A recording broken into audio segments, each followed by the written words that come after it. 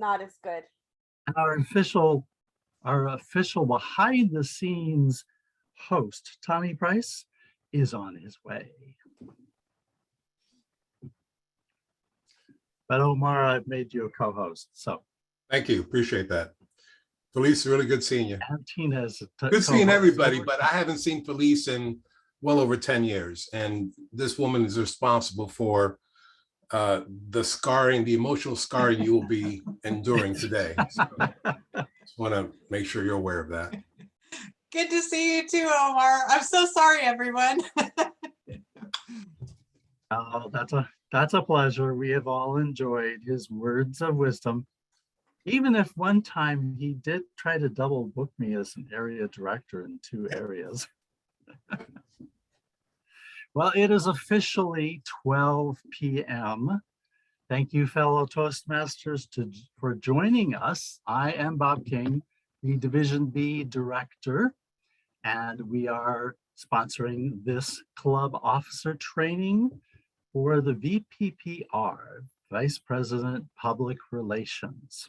Couple housekeeping things to mention at the beginning. We would love to see all your faces, but not maybe hearing the voices. So when Omar is speaking, we would like you to mute yourself. This session is being recorded. So if you want to review it later, you have somebody you know who is not able to make it here, you can share that with them. Just please remind them that to get club officer credit, they will need to attend in person, online, a training of their own. And at the end, we will leave a few minutes. I will put a link up in the chat for a brief survey that we want you to fill out and give you some time at the end. And now, without further ado, to quote Omar, I want to listen as I introduce our speaker today. Make sure I can find it. All righty. For over 40 years, Omar Rivas has been influential in the business community through 12 companies, 5 verticals, and 2 coasts as a business owner, executive, and leader. An award-winning educational speaker, coach, engagement strategist, trainer, and facilitator described by his clients as passionate, disruptive, innovative, and charming. His passion to create innovative ways to influence an audience has been noted by international companies in the medical, legal, financial, tech sectors, and the military, where he trains chaplains globally on engagement principles. A Toastmaster for over 15 years, he's held every club officer several times and 2 of the top trio positions for our district. Additionally, he has presented his way to the World Championship of Public Speaking twice, becoming one of the top 9 speakers in the world out of 30,000 competitors in 116 countries in 2011. Today, he delivers keynotes, seminars, and workshops on various business principles, including business development, team building, leadership, and engagement principles, all with an inclusionary understanding vital for today's business culture. Today, he is here to lead us through the VPPR club position. Please help me welcome distinguished Toastmaster, past district director, the Cuban Shrek, Omar Rivas. Thank you all, welcome. And I really appreciate you taking time out of your day to come out and understand a little bit more about what it's like to be a VP of public relations. The idea of public relations is something really interesting, because if I was to ask right now, who's a public relations, who's a VPPR for the first time, do the little hand thing. Oh, we got first timers here, excellent. And who has decided to do this again? Yes, I may be picking on some of you that have done this before, because you have a wealth of information and knowledge that I would very much appreciate if you would share with some of the people that are new to this. But let's start this off. This is a typical, and I say typical primarily because I've been asked to use the deck that Toastmasters provide, and I'll make it as emotionally scarring as possible so that you walk away in a fetal position crying like a little baby. But at the same time, I also want you to walk away understanding that you can become an excellent vice president of public relations. So let's start with this. And I'm going to start with something that more than likely each of you have actually have seen. If I was to ask one of you, sell me this pen. Do you remember what movie that's from? Sell me this pen. Wolf on Wall Street. Wolf of Wall Street, yes. Bennett Harris. I like your no for some reason. I'm just going to pick on you. If I was to hand you this pen and ask you to sell me this pen, how would you sell it to me, sir? Way to put me on the spot there. Hey man, I'm going to do it to everybody. Awesome. We're Toastmasters. Awesome. We're designed to speak. Well, Omar, first of all, I'd like to know, a little bit about you. So I'd begin to ask you some questions as far as, have you ever seen such a wonderful thing such as, this pen? Are you someone that writes people often, and may be in need of a better pen? And so I'd start to get some information from you to find out, first of all, if you have a need, because if you don't have a need, I don't care how good I am. There's no way I can sell anything to you. Bennett, thank you. I appreciate that. And that's pretty good. That's actually pretty good, actually. Let me see if there's somebody else who else would like to sell me this pen? Jump on.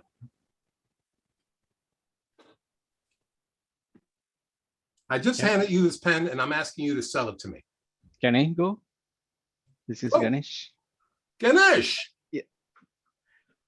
Omar, in real world today, we don't need any pen because we are using touch screen and phone and laptop and all that. But your style is like your speaking skill. You need to have your style as good as your speaking skill. And you need to have a pen that matches with your shirt color. That's why you need to have that red pen with you, Omar. Correct.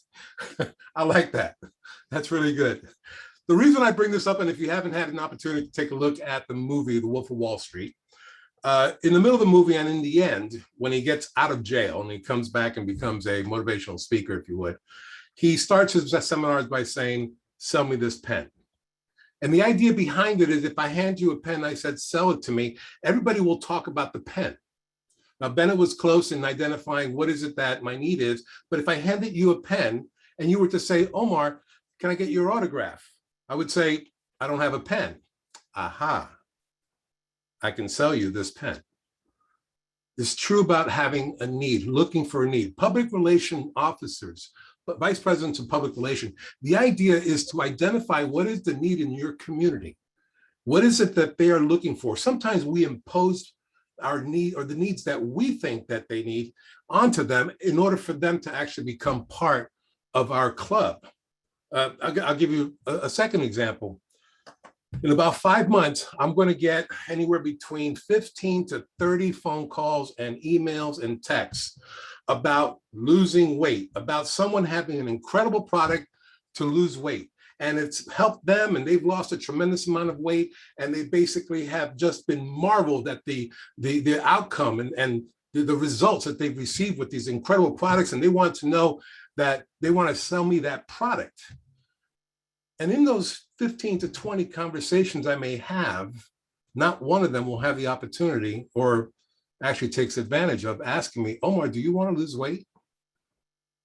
And sometimes as public relation officers, we're trying to tell people we got the greatest product in the world. We're out there trying to put it out there to some extent and for people to actually become interested, curious in what we have, as opposed to figuring out what do they need? What do they want? And how does that occur? How can you actually put together something that can be publicly viewed, that people will be curious to say, yeah, I sometimes stumble on my words. I oftentimes don't have the right words to put together when I'm doing a brief or in a business meeting, or I don't have that that elegance that I wish I could have. Maybe I want to become a better leader. And how do I manage people? How do I talk to people in a way that they become more influenced by the desires of the company, the event, the experience? And we put ourselves in that position without actually really knowing what is it that our community needs. If I was to ask each of you, does everybody need Toastmasters? All of you would probably respond, yes, they do. Now, do they want Toastmasters? Big difference. And I think that's what a public relations officer starts to look at. How do you put together a plan, a calendar, goals that allows your club to be something that people will look for? Well, typically it's when you can actually look at what they are experiencing. Most people take for granted the way they communicate, but they don't understand the ideology that Toastmasters can assist them. And it could be for a variety of reasons. It could be their grandfather's Toastmasters, or at one time they had heard Toastmasters does a particular type of a program and it's very, very, very constraining. The reality is, we know it's not. And each one of your clubs has the ability to enhance anybody's life when it comes to communicating and leadership. But how we do it as public relation officers, that's going to be the key. You can sell a shiny object, or at least you can try to. But if you want to sell hairspray to bald people, good luck. It's not going to happen, right? So the idea becomes is, what is it that your club offers that most people would be curious to identify?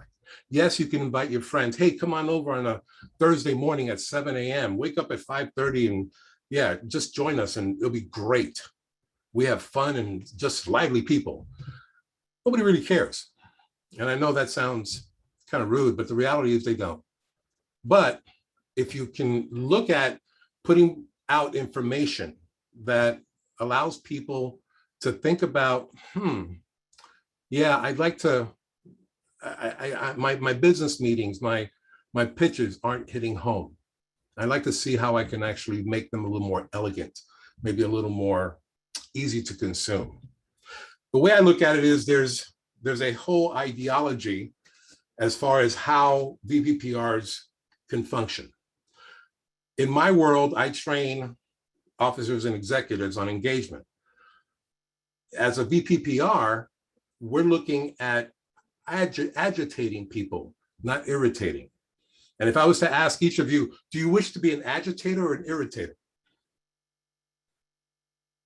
Both of them, most of you are probably saying, I don't want to be either one of them, but you're going to be one or the other. And let me define that for you.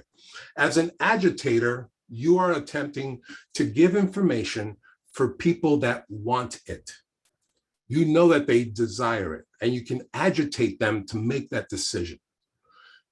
An irritator is somebody that consistently invites somebody to come out to their club at 7 a.m. on a Thursday morning, and it becomes just something that it's irritable, without a doubt.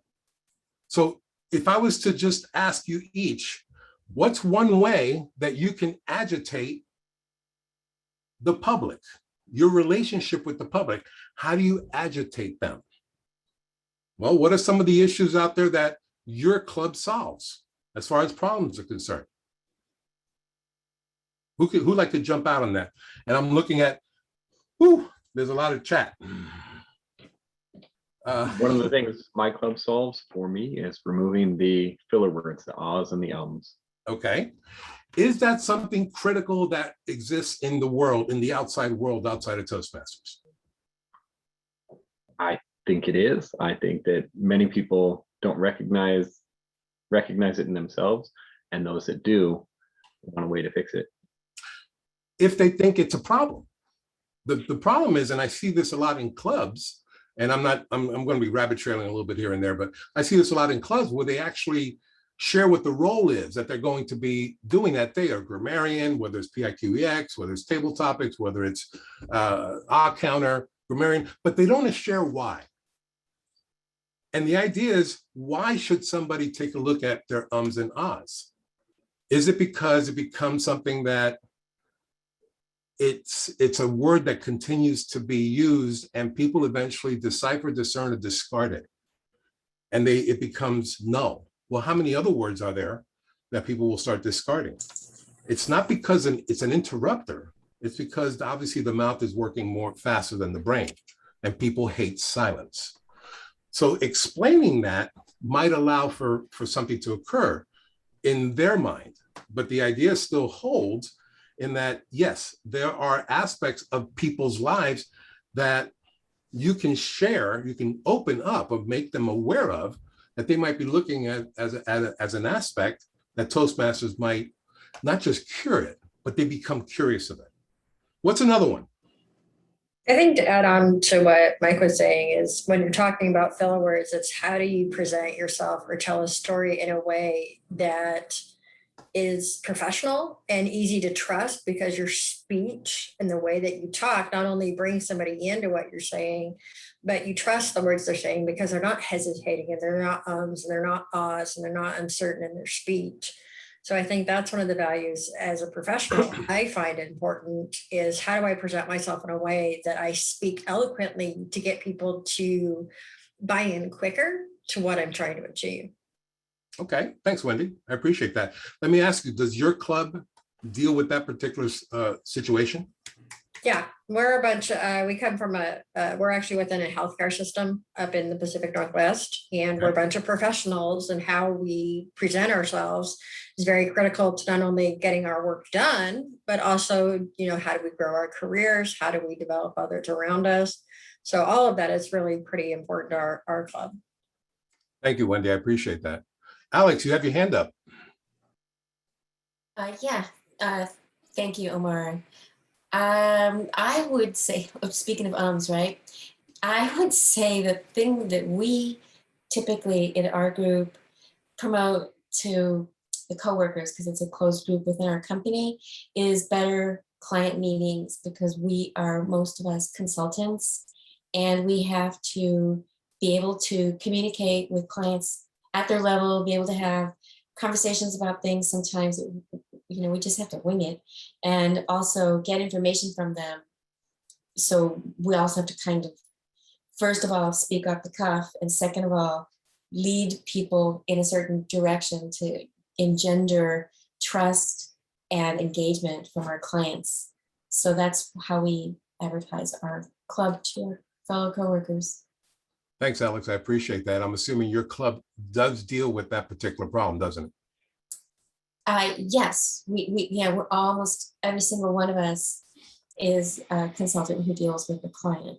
Okay. And make things happen. Manoj, you have your hand up. Yeah, my question is that, so ours is a club called Canyon Park Echoes, and we have people from various backgrounds. Some are retired, some are semi-retired. People, we don't have common set of people like everyone comes from a consulting background, or everyone is in a healthcare, like other people mentioned. Say some people are from IT, some people are from healthcare, various. So do we have to have a particular problem which a club is going to solve? Or can we be a generalist where we solve the Toastmasters mission, or go solve for the Toastmasters mission in terms of making people more confident in speaking, putting their thoughts in a coherent manner, and that way giving people confidence? Can that be a problem which we claim that we will solve? Absolutely. You're going to get more flies with honey than you do with salt or vinegar. But the reality is most people will find that as interesting as opposed to curious. And because if a restaurant says, we've got the best food in the world and this is awesome, and we have the great cooks, and we're open, a particular amount of time per day, and it's just a wonderful, wonderful environment, people say, oh, that's good. But if they say, if you like Italian food, you may want to come to our restaurant because we have the finest Italian food around. And now people are curious about what particular food you have. What does Toastmasters actually have? What does your club actually have that you can promote? And there's a variety of different perspectives as to how that can come about, whether it's a corporate club, whether it's a a community club, whether it's an advanced club, whatever it might be, the idea of bringing up what, not just what the club offers, but what they can actually find in your club and how they can actually develop a new skill set, which is probably the ever growing ability to gain, to grow as a human being. So that might be something to take into consideration, but the way you're doing it is perfectly fine, undeniably. Thank you. I apologize if I'm unable to pronounce your name accordingly, but Venkateswa? Thank you, Omar. You can refer me VV. Vivi. I'm representing District 2, Washington, Anacortes, Dockers. Excellent. And this is my, thank you for the opportunity for this training.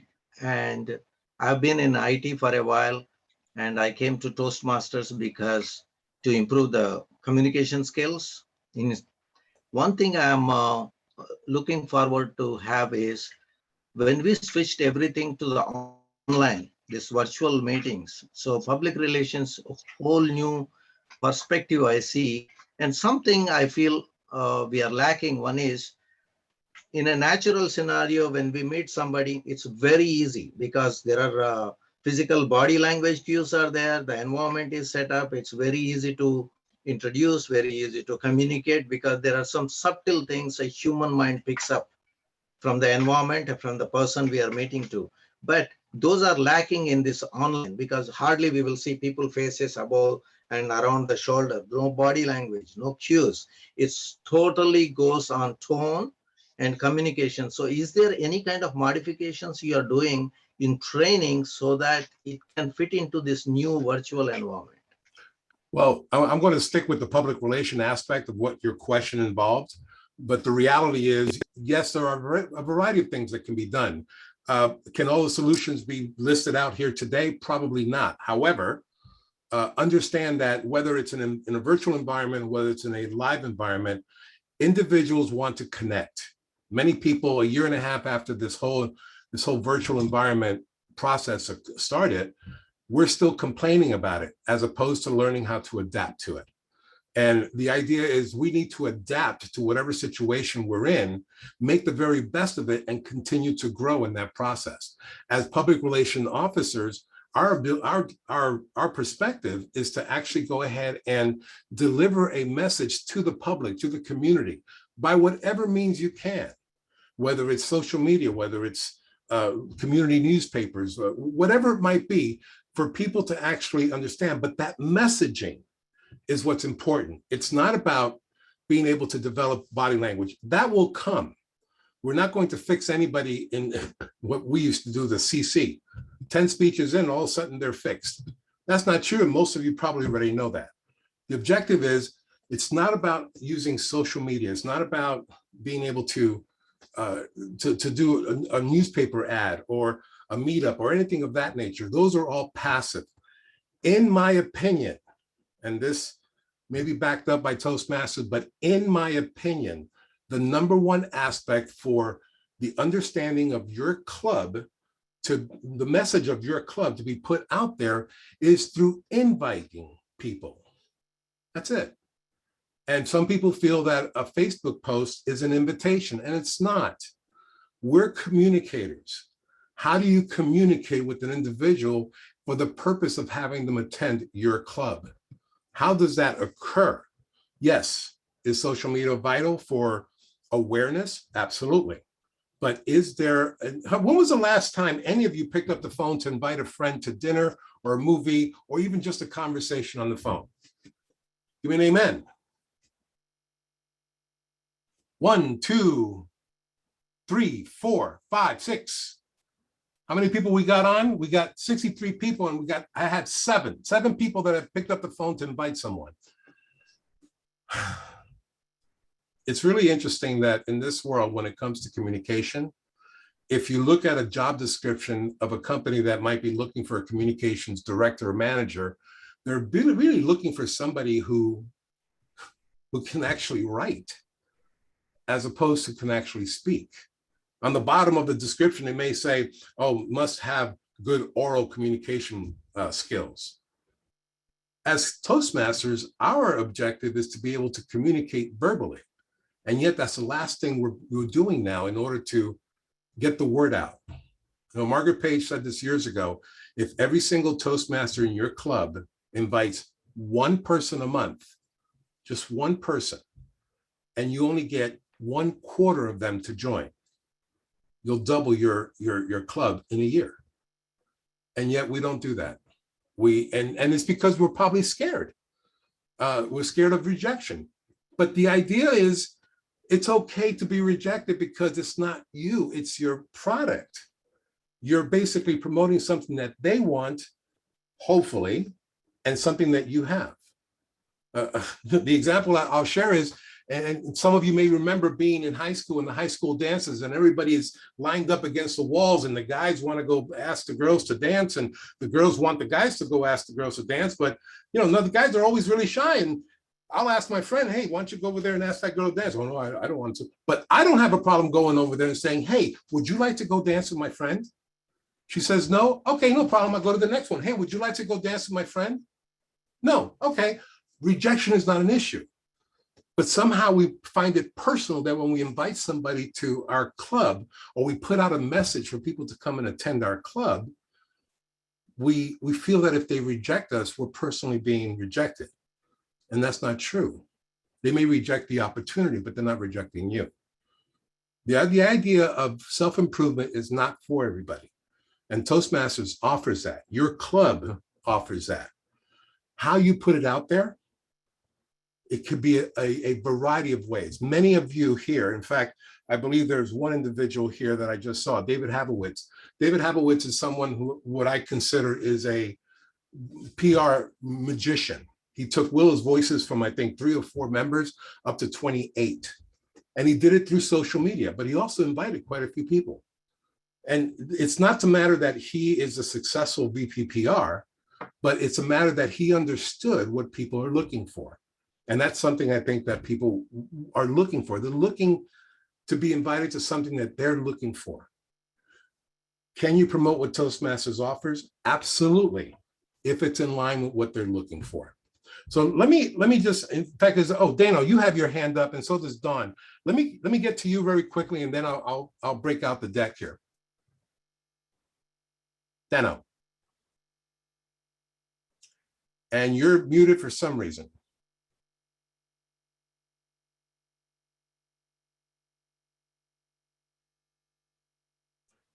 For some reason, your connection to your microphone is not working. Let me just jump ahead. Daniel, you may want to take a look at that. Dawn, you have your hand up. Yeah, what I was going to answer is the thing that our club gives to people is a safe environment to speak in front of a group. That is probably the magic. People ask me, and over the last several years, Omar, why are you still in Toastmasters? You've been at it for 15 years. Haven't you gotten it right yet? It's like, no, I haven't. Primarily because if I want to explore other areas of my abilities, my skill sets as a communicator, I'm going to look for a safe environment where I can expose them, explore them, and more than likely get feedback on them. So I think that is a very great selling point. And when I say selling, we're not trying to sell Toastmasters, but in essence, we're all trying to sell something, right? We're all salespeople. The difference is some people get financially compensated accordingly, but everybody's in sales. The idea is, yes, Toastmasters offers a safe environment to explore areas of the skill set they probably haven't even known about. Speaking pause, do you hear a replay? I'm sorry? All right, can I be heard? You can be heard. Yes. Okay, I'm doing a test. All right, that's good. Thanks for the people that sent me the messages in the chat room.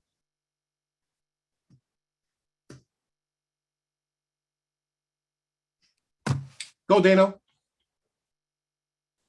Yes, Toastmasters has helped me tremendously with vocabulary.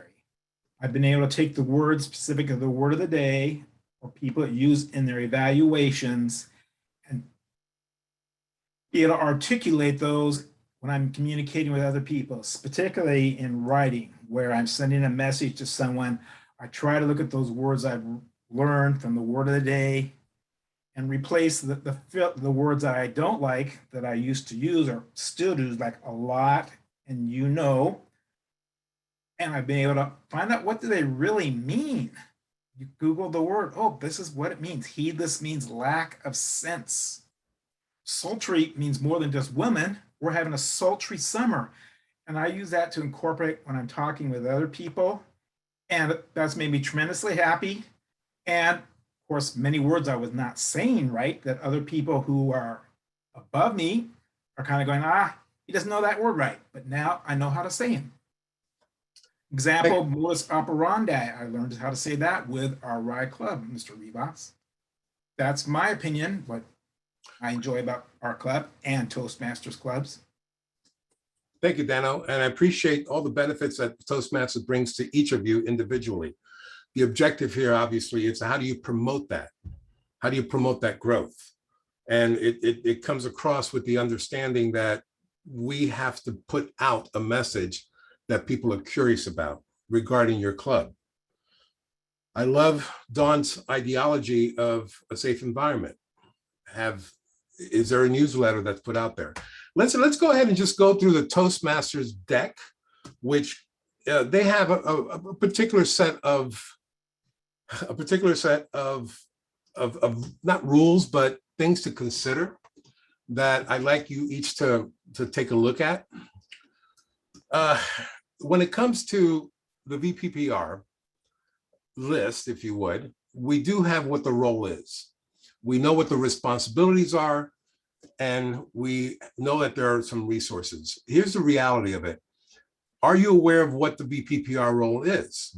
How many of you have actually cracked open the Club Officer Leadership Handbook? All right, I'm seeing 4 people. Awesome. 5. Thank you, David. The idea is, it's back a few years ago, Todd Cutterback was our district director, and he had consistently mentioned that it's on the website, it's in the manual, and I forget what the third one was, but the chances of actually anybody going out and reading it is slim and none, which is why we do these trainings. The idea is every resource is available for you to understand what the role is and what the responsibility is. So let's take a look at this. Let's identify your role. Who can concisely, and let's get somebody who is new to the VPPR role. What would you say is your role?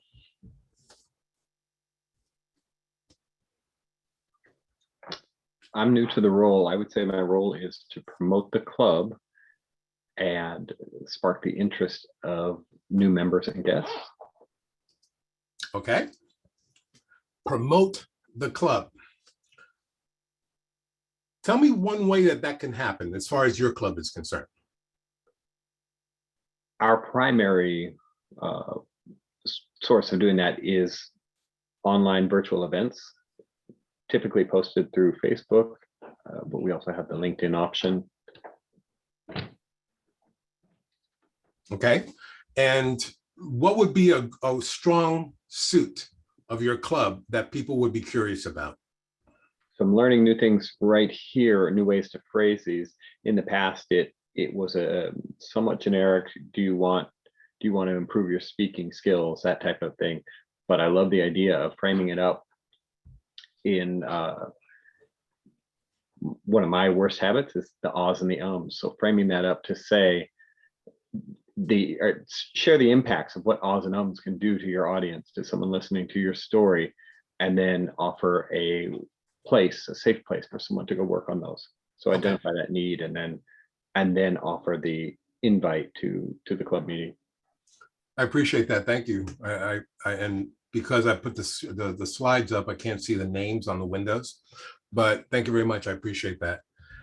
The idea of promoting your club, and like you just mentioned, you just learned to change that a little bit, is not so much of what the club has to offer, but what, and I want to repeat this again, what is it that they're looking to improve on?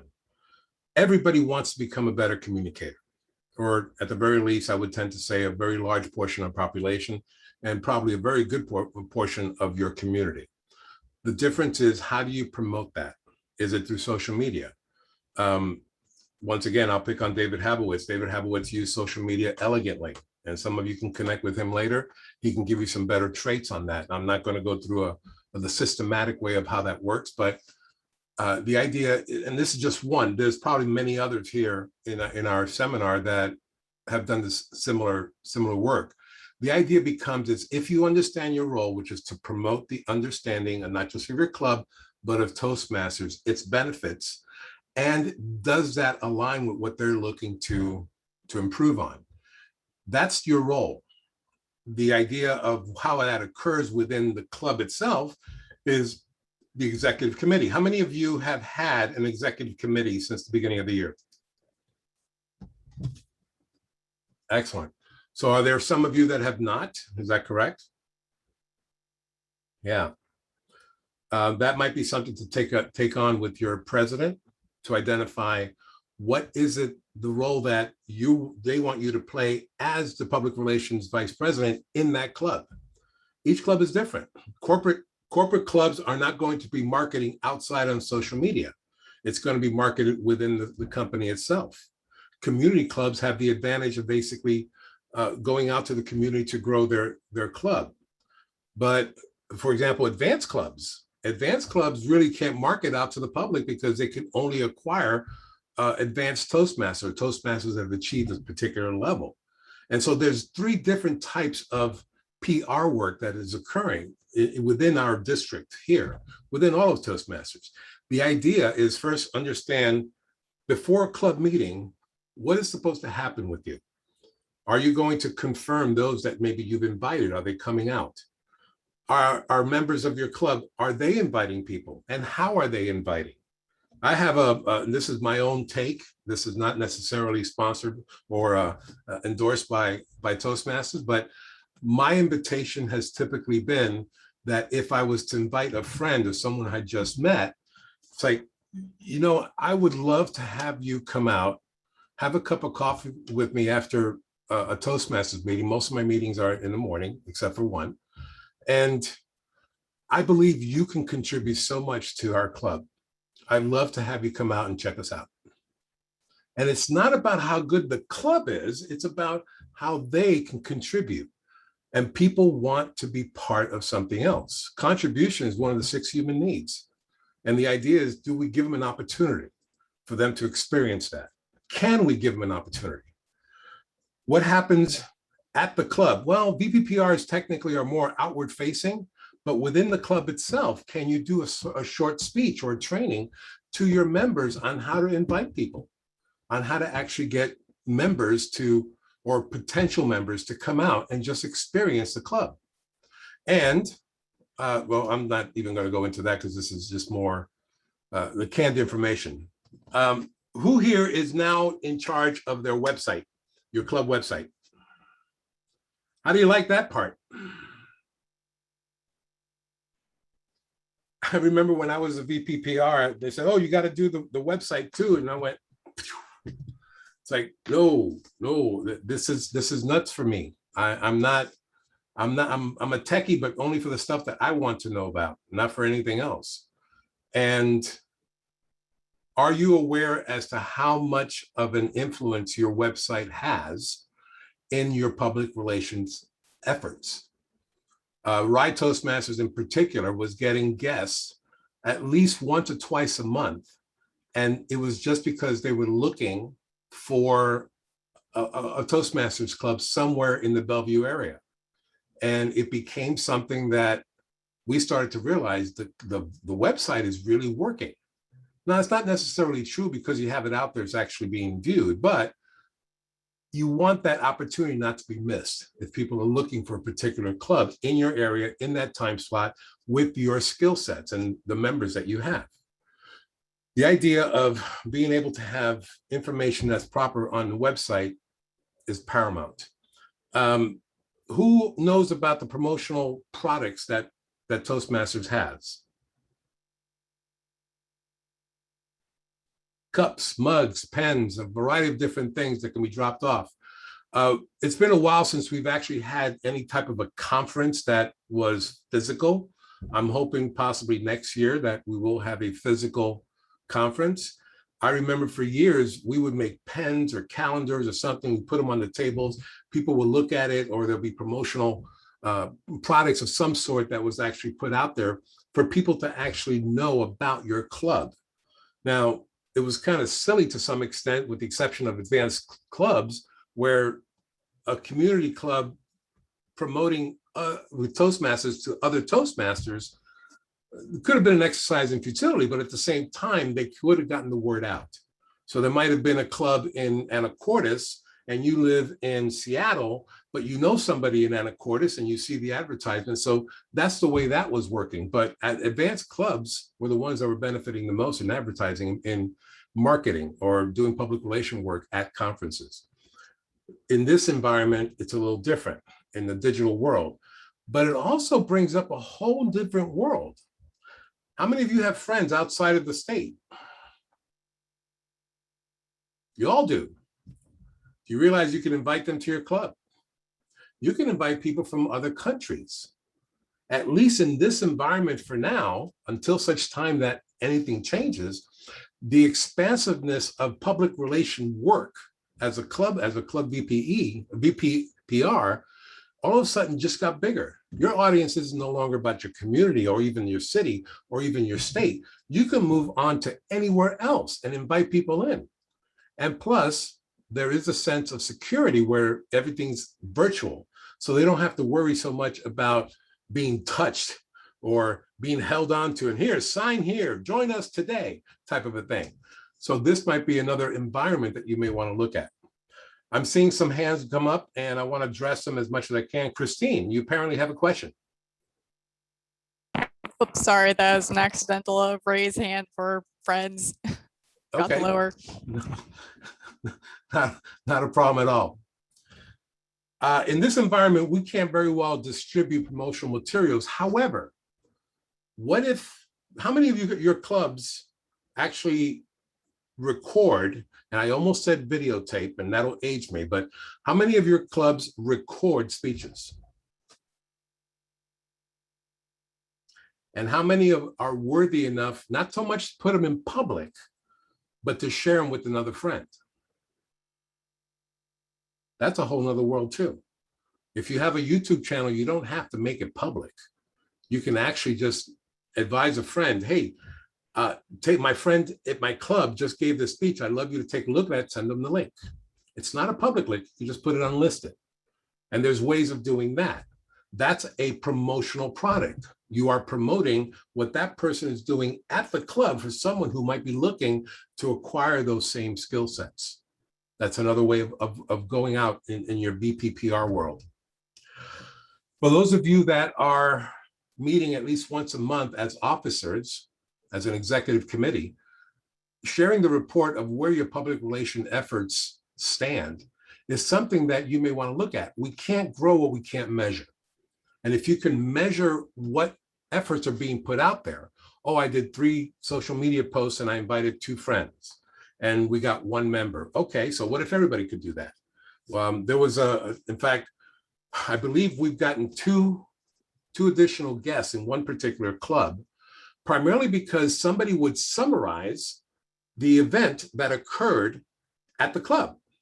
This person spoke about this, and this other person spoke about this, and another person spoke about this, and they were evaluated. The word of the day was this, and table topic was a hoot because, and it's a short little read for about 3 minutes, and it was distributed out, not just on the website, but it was distributed out to friends and family, and also publicly if they dared to do so on Facebook, Instagram, and Twitter. All of a sudden that became, wow, this club is doing quite a bit. And it became interesting, or at the very least, curious.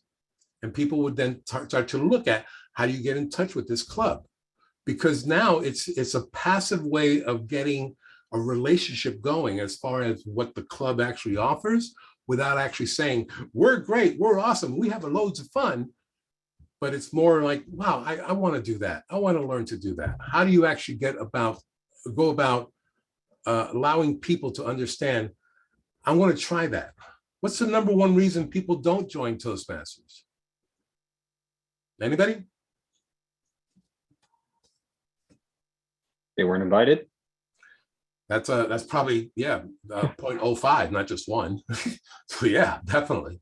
That's what comes before one. What's another reason? They don't know what to They're too busy. expect. They're too busy. I like that. What else? They didn't see how they needed the club. They didn't see it. So as a public relation officer, would you be able to clarify that for them before they come?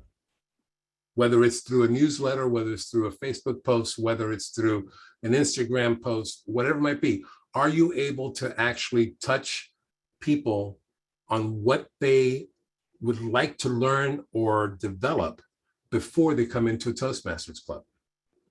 I believe it's possible. Are there ways of doing it? Probably a plethora of ways.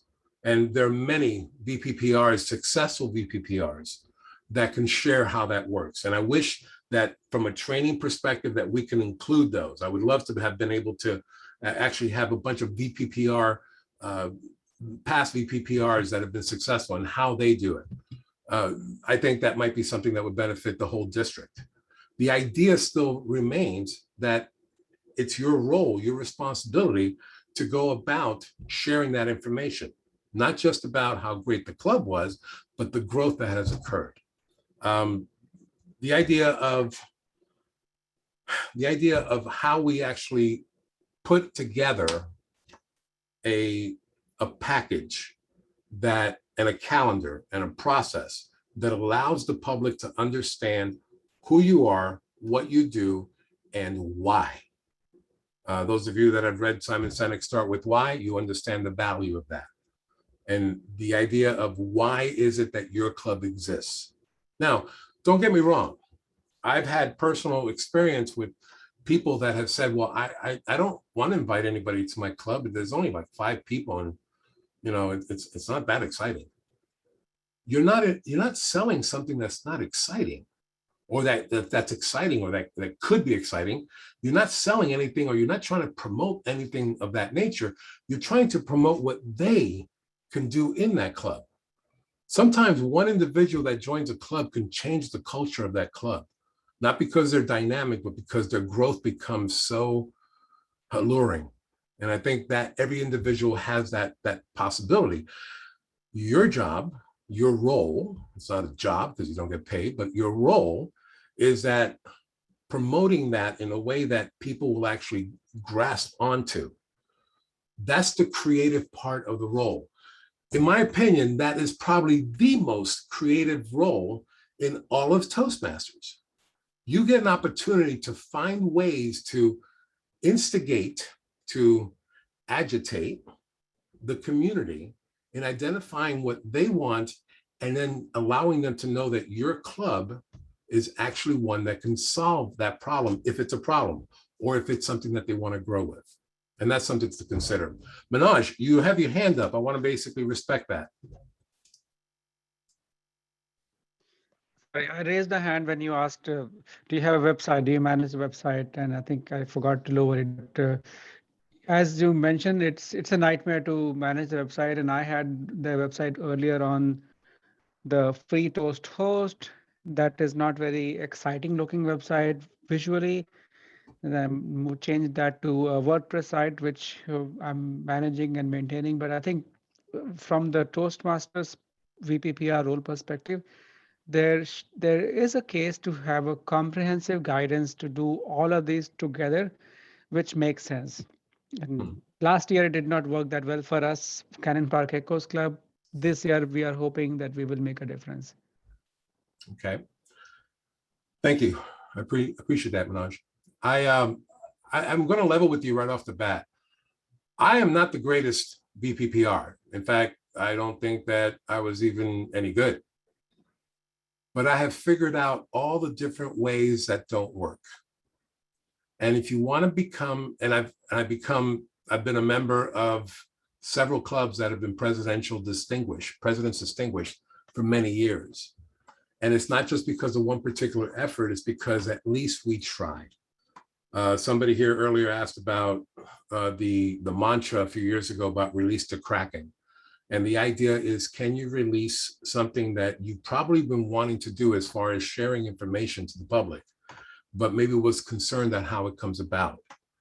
A corporate club may have a different aspect as to how they can actually put that information out.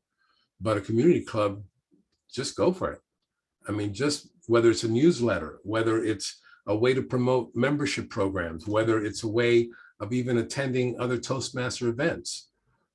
These trainings are designed to give you an idea as to what is available out there, but ultimately, you're not going to get everything that you need here at this training. The objective is to spark enough information with you that give you enough information that will spark an idea for you to actually go ahead and investigate more. And I'm just going to go through some of these ideas from the executive committee. When it comes to getting together as an executive committee, you have the role of VPPR, but you're not in it by yourself. You may be the one that executes it, but ask the other executive committee members, what are their ideas? What are some ways that they feel that we can actually promote the club in itself? And find out. If it doesn't work, great. Now you just figured out one way it doesn't work. Try something else. Whether it's social media, whether it's Twitter, whether it's Instagram, whether it's emails, whether it's a newsletter, whether it's a summary of the meeting itself, whether it's videos posted and then sent out privately to individuals that you want to bring out. These are all elements of just bringing out the Toastmasters information to people to spark curiosity. It's not about how great you are, it's about how great they can be in your club. And I think that's ultimately what we're looking to do.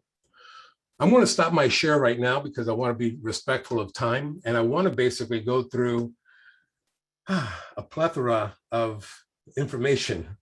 What was the number one reason people don't join? Did you say, Omar? No, I was hoping everybody else could actually say. Obviously, they weren't invited, and that was probably one of them. But also, they are scared of judgment. Unfortunately, that is probably one of the most critical perspectives in Toastmasters that I have found. People feel that they're being judged. How can you put out a message that allows people the liberty, the freedom to understand there is no judgment? Unless your club specializes in judgment, then you can do whatever you want. But more than likely, how can you put that out there? How can you devise a message that allows people? This is the creativity part. The idea that people are scared and why they're scared is the one thing that public relation officer could grow into. And trust me, come June 31st, June 30th of next year, you're going to be an expert at it. Trust me. I know this for a fact. The idea, though, is how can you actually at least get started? And to get started is maybe put out your first post. We have an incredible newsletter, the Starburst. Maybe they're changing the name. I'm not sure. Tina, you can clarify that if they're going to change the name on that. Not that I'm aware of anytime soon. Okay, so you can post on Starburst. It does have a readership, but the reality is that's not the people that we want to communicate with. We want to communicate with the people that you bump into at Home Depot. We want to communicate. I'm not saying to actually just do cold calling and start selling stuff. No, but I am saying that those that invite them, especially now that they can just jump on. There's the idea of public relations, not just to get the Toastmasters information out, but also to acquire and assist the club in getting new members by giving somebody out there in the community and understanding that you have a solution for whatever might ail them, if you would. I hope that helps out. Was it a book about why? Oh, Melissa, yes. Simon Sinek wrote a book on the idea. It's called Start With Why. And he has an 18-minute TED Talk that'll summarize some of that, but you'll get so much more out of the book. Something to take a look at. Another book that I would recommend highly is Good to Great. It's boring as hell. I mean, it's a big, long, boring book. But the one thing you'll learn about the idea is what that book does is allows you to understand that good is the enemy of great. And oftentimes when we take on a role at a club, we look to do whatever is the minimum just to get good at it. And it becomes the one barrier to creating greatness. There's a saying that my friend Don Luby coined years ago: only the mediocre are at their best all the time. And you keep that in mind. Only the mediocre are at their best all the time. No one here is mediocre, but occasionally we take a mediocre stance on something that we do. What is the minimum amount of work we can do? Listen, this is a volunteer organization. And at the very same time, it's also one that allows us, for a very low amount of money, to explore areas that we typically can't explore. Whether that's communicating, leadership, whatever it might be, correcting yourself from different filler words, or being able to influence individuals in giving their first speech or giving their 100th speech, whatever it might be. Public relation managers, public relation vice presidents are entitled to do things that are so creative in the club within the confines of the district's understanding of decorum and within the culture of your club. But be brave, be bold, be out there, just be radical. Find ways to not just expose your club to the community, but to expose your community to the club. And that's something that takes a bit of creativity. And I would ask you to just endeavor that. We've got about 4 minutes left, and I don't know, are there any questions? I want to be respectful of time. Yes, I see a hand up on the right. I believe that's Sharon Maloney. You got a quick question? I'm worried about overkill when inviting people to join. How much do you pursue them, sort of? Your job is not to invite them to join. Your job is to invite them to attend. The VP membership invites them to join. I am VP of membership. Oh, okay. You didn't have that category, so I joined this one, but it works very well for me. Okay. I'm getting a lot out of this. Okay. VPPR, their objective is to get people in the door.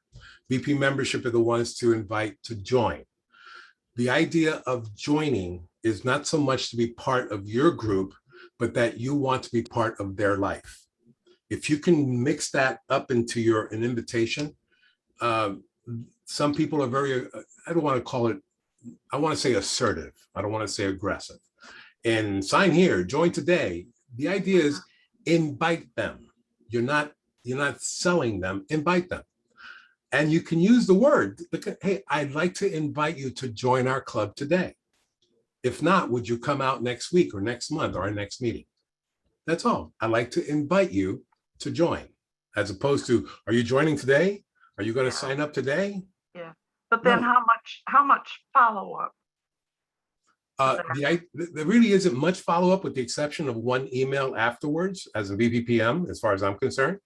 Say, I want to thank you very much for attending our club. It was really wonderful to have you out here. You participated in table topics or whatever it might be. I'd love to see you out here next week or next month or our next meeting.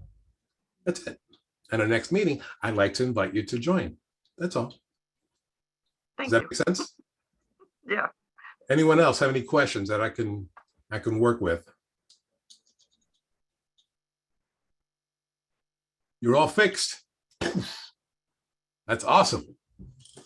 So I would love, if you don't know who I am, my name is Omar Rivas, and you can reach me at omar@omarrivas.com.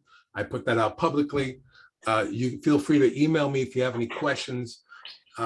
It's not just on VPPR, but anything that I can assist you with. I am a servant of the district, so anything that I can do to assist the clubs to grow is what I'll attempt to do. And I'll be working with team. Oh, really? Okay. So aside from that, if there's, I'm going to hand it back. Sorry, Bob, I got long-winded and I but I wanted to make sure that we got through things. Oh, that's good, Omar. I appreciate you sharing. I'm going to put a link to the survey that we want you to fill out, a few questions in the chat. So that will be available. Click on that, fill that out, just takes a few minutes. If you like what you heard, if you love Omar's words of wisdom, you can tune in next week, next Thursday. He will be presenting on quality club meetings. And quality club meetings are important because if you get the people in the door and your club is messy, they may not come back. You want to have a good club meeting, and we're going to have some breakout on there next Thursday from 6:30 to 8. He will be there and we will be watching.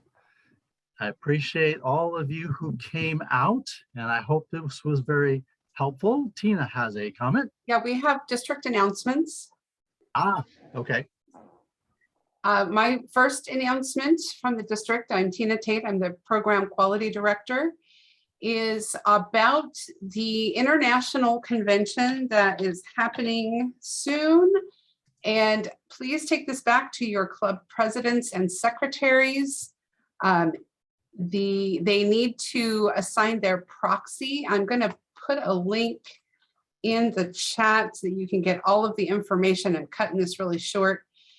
All the information on proxies, but either your president or your secretary needs to assign a proxy either to themselves, another club member if they're not going to the convention, or to the district director who can take those proxies to vote on the upcoming international leadership, the board. So I put that link in chat. Please go in, talk to your presidents and secretaries. The other thing is about this training. Any of the trainings this year count for credit towards officers getting their credit for the Super 7.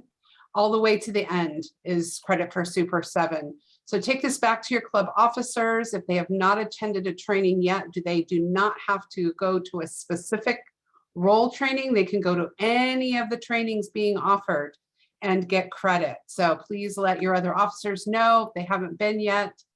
Choose one and go, and so you can get your Super 7. And I'm going to turn it over now to Linda Vorthman. Oh, thank you, Tina. I'll make this very short. Everybody here knows 20 people. So take those 20 people, start a brand new Toastmasters club, and that club will get $200 D2 if you start your club by September 30th. Maybe you've got a big family. Maybe you've got 20 friends. Start a club. Back to you, Bob. Thank you, Linda. Yes, we are always looking to grow and to rescue any clubs that are struggling. They're not strong clubs and weak clubs. There are strong clubs and there are struggling clubs, struggling with membership, struggling with education, and you can be a factor in helping that. Thank you all for coming. Make sure you click on the link to fill out the survey before you leave. And I hope you have a great rest of the day and weekend. Signing off.